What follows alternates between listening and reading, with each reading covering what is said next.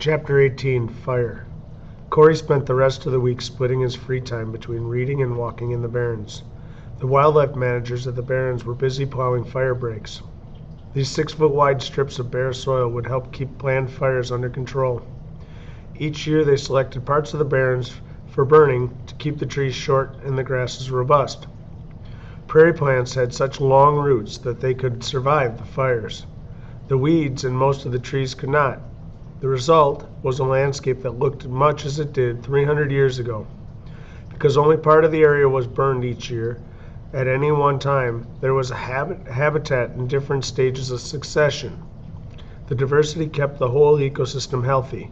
The timing of the burn itself depended on the weather. It was important to have just the right amount of wind and the proper relative humidity. The goal was to get a complete burn without getting it out of control. 2 days in a row the fire crew was all set to start, but the wind picked up and they were forced to abandon their plans for the day. Corey walked through an area that was ringed by a fire break. He knew this area would be blackened by fire any day now, only to be lush and green a few weeks later. The nutrients locked up in the plant tops that burned would feed the roots of the plants that survived. He watched a deer mouse scurry through the grass in front of him. Although he knew that the mouse would be safe underground during the fire, he was still bothered by the thought that some of the animals would not survive. His knowledge of the ecosystem told him it was good for the grassland, but his emotions told him otherwise. Corey saw 2 large birds fly swiftly by. He watched the birds with amazement. The harriers were flying too fast and changing directions too often to watch with binoculars. Most days they could be found flying low to the ground, hoping to surprise a field mouse that had made a mistake of being caught out in the open. Today was different. The birds were not gliding silently near the ground.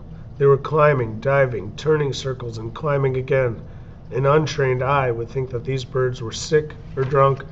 Corey knew better. This was courtship, a time when logic is lost and hormones take over. All done to show the rest of the harriers in the area that this was their territory, and that they were a pair. Corey had to laugh. He couldn't help but think about the couples in school. Like the harriers, they too were controlled by something other than reason. Walking hand in hand down the hall, looking straight ahead, never at each other, one walks the other to class.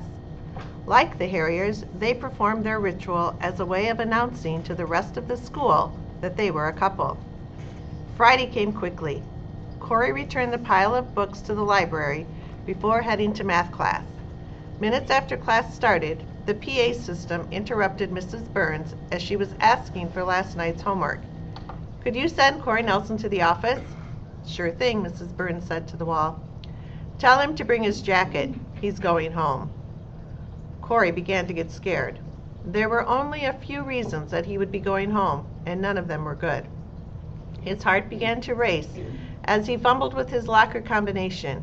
He threw some books in his backpack, grabbed his coat, and closed his locker a little too loudly. Was Ellen sick? Did Ben get in an accident with his truck? Was he being sent away? Ellen was standing in the office as he came in.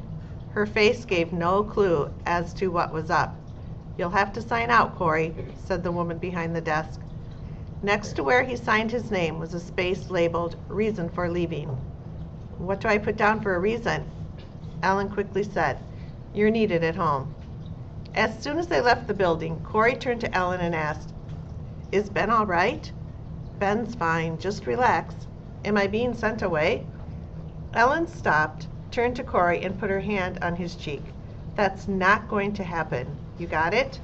We pulled you out of school today because we thought it was important. You'll understand soon enough." Minutes later, they were in the car heading home. Corey saw the column of smoke from 5 miles away. "They're burning the Barrens," he shouted. As they got closer to home, the smell of the burning grass filled the car. Instead of turning toward the house, Ellen headed straight to the Barrens. Corey saw Wendy's Blazer parked next to the pale green fire trucks from the Department of Natural Resources. Steve was at Corey's window before Ellen had the car shut off. "Hey kid, glad you could make it." "What?" Ellen said, "He's a little in the dark. You may want to explain it to him." "Okay," Steve said. "I pulled a few strings and got the okay to have you out here for the burn." Seems the wildlife managers liked what you said in the newspaper article. There were a few rules, though. You'll have to stay with me at all times, and if the wind picks up, we're out of here. Got it? Cool. I also have a rule, Ellen said. You aren't going anywhere in your school clothes. Ellen handed him a duffel bag. You can either change on the other side of that truck, or we can go home quickly and you can change there. Not wanting to miss a thing, Corey grabbed the bag and walked behind the fire truck. He quickly changed and returned, tossing the bag into Ellen's car. She beeped the horn and waved as she drove away. She's a cool lady, Steve said. Yeah, Corey smiled. Where's Wendy? She's out on the four-wheeler with the portable receiver. We have our birds in this area, so we need to know how they react to the fire. Corey and Steve got a good view of the whole operation by standing on the roof of Wendy's car. The backfires were started on the downwind side. People wearing large metal backpacks that had a pumping spray wand attached to these kept these fires from jumping the fire break. The crew called them piss buckets. After Corey had saw how they worked, he understood why. As the backfires slowly burned into the wind, they used the fuel that was on the ground. They had a beneficial effect of widening the fire break, making it safer to start the primary fire. Using the torches that dripped burning fuel, the crew started a line of fire on the upwind side.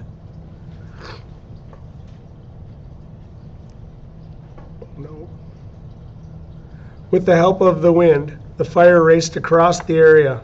Orange and yellow flames reached 30 feet into the air. The gray clouds of sweet-smelling smoke drifted everywhere. A tornado-like funnel formed as the burning grasses created their own wind. The fire sounded like a roar of jet engines. Corey was spellbound. The show lasted about 2 hours. As the primary fire reached the backfire, the flames died down so that only smoke could be seen. Time to get to work, Steve said to Corey as he jumped down the roof. Corey jumped down and followed Steve. What's up?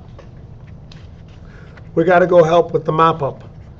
We'll walk around with the spray water on any stumps that are smoldering, which should keep the fire from starting again.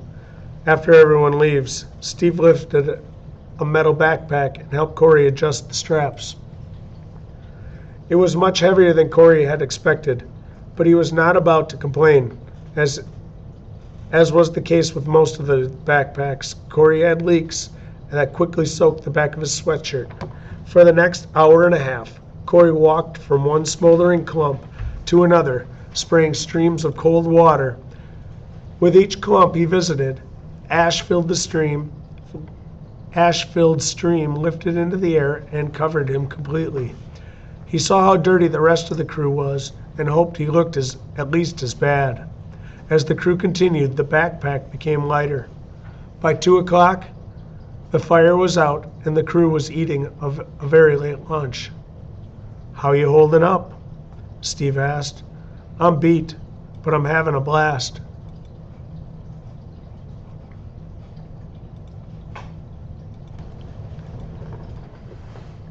Glad to hear it, but I do have some bad news for you. What's that? You look awful, and frankly, you stink. Steve laughed as Corey threw a banana peel at him.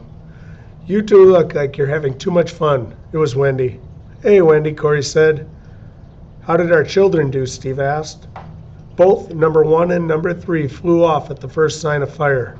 Still haven't heard from number 2. I'll take 2 out of 3, Steve said. Wendy spread out old bed sheets out on the seats of her car to protect them from dirty clothes. A few members of the crew came over to say goodbye. You handled yourself pretty well out there, kid, said a man with the name Mike printed on his jacket. Thanks, Corey said as he got into the car. In minutes, they had arrived at the farm. Corey invited them in for a soda. No thanks, Wendy said. Steve needs a shower really badly. No, said Steve. I need a really good shower. So do I, said Corey. Thanks for everything. No problem, kid, Steve said. We'll be gone for a few weeks, so take care of yourself, okay? Sure, we'll touch base with you when we get back. Don't worry about that, Corey said as he gave the transmitter in his pocket a squeeze. I know how to get a hold of you. Steve laughed as the receiver in the truck started to beep. Corey walked to the house as the car pulled away. He saw a note taped to the door. He had learned to hate notes. Don't even think of coming into this house with those clothes on. Please leave them in the barn. In the barn, Corey found his robe and another note telling him to go straight to the shower. He wondered aloud if there would be yet another note in the bathroom. After quickly changing into his robe, Corey ran barefoot into the house. Hi, Ellen. I'm home, he yelled as they walked into the door. Ellen had her head tucked under the sink and was adjusting a rusty pipe wrench. Did you have a good time? Ellen's voice was muffled by the cabinet and it gained a strange echo. It was great. Thanks. Ellen crawled out from under the sink and wiped something black off the wrench. Tell me all about it after you get cleaned up. Corey went straight into the bathroom and indeed found yet another note taped to the glass. This one told him to bring his clothes from the barn to the basement to be washed. The note ended with, Love ya. The shower was great. The warm water felt much better than the wet sweatshirt he'd worn all morning. He was amazed at how black the soap suds were as the water flowed down the drain. 10 minutes into the shower, the water suddenly went cold.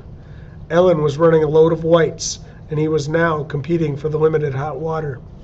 He quickly dried off and reached for his robe.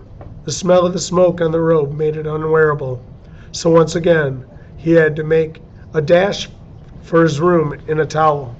Corey put on clean clothes, lay down on his bed, and immediately fell